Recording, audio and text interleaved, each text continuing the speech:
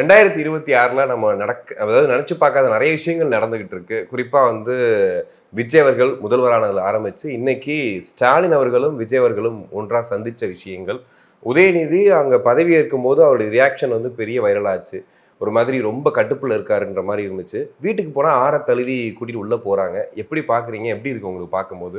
உள்ளபடியே இப்படி ஒரு சம்பவம் நடக்காதான்னு நான் ரொம்ப ஆசைப்பட்டிருக்கேன். ஆனா இன்னைக்கு விஜய் எல்லாத்தையும் உடைச்செறிஞ்சிருக்கிறாரு. இத்தனை வருட பகையை அவருடைய ஒரு புன்னகை மாற்றிருக்கு. உள்ளபடியே நான் ரொம்ப வியக்கிறேன். விஜயை நோக்கி அப்படி நான் பெருமிதப்படுறேன்னு கூட சொல்லுவேன். ஏன்னா இந்த பகையை முடிப்பதுங்கிறது விஜய் வந்ததுனால நடந்திருக்கு. ஒருவேளை திமுக ஆட்சிக்கு வந்திருந்ததுன்னா விஜய் இவங்க என்ன பண்ணியிருப்பாங்க அப்படின்னு நினைச்சாலே திகிலாக இருக்குது. ஏன்னா அவங்கள்ட்ட இந்த பக்குவம் பெரும்பாலும் இருக்காதுன்னு தான் நான் இப்போவும் உறுதியை நம்புகிறேன். பட் முதல் முறையாக வெள்ளைக்கொடின்னு சொல்வதா, சமாதான கொடி, நட்பு கொடின்னு என்ன வேணாலும் நீங்கள் பேரை வச்சிங்க. ஆனால் அது ஒரு அழகான மலர்கொடின்னு கூட நீங்கள் வச்சிங்களேன். அதை விஜய் முன்னெடுத்த பிறகு காலையில் அந்த சட்டமன்றத்தில் இருக்கமா இருந்த உதயநிதி மத்தியானம் அப்படியே மாறுறாரு பாருங்க.